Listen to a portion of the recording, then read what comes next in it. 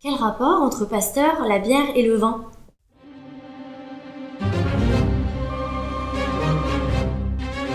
On n'a pas attendu Pasteur pour fabriquer du vin et de la bière. On fait fermenter du raisin pour produire du vin depuis plusieurs millénaires. Au XIXe siècle, on découvre grâce au microscope que des levures ou des bactéries sont toujours présentes quand il y a une fermentation. Et là, les avis sont partagés. Est-ce que ces levures sont là par hasard? Est-ce qu'elles sont de simples spectatrices du phénomène? Ou bien en sont-elles un ingrédient comme l'eau ou le sucre? Justement, Pasteur travaille sur plusieurs types de fermentation. Et il montre que si les levures sont mortes, la fermentation ne fonctionne pas. Ce sont donc bien des levures vivantes qui font fermenter. Pendant 20 ans, il va étudier le phénomène, mais pas seulement du point de vue théorique. Il étudie très concrètement le vin et la bière.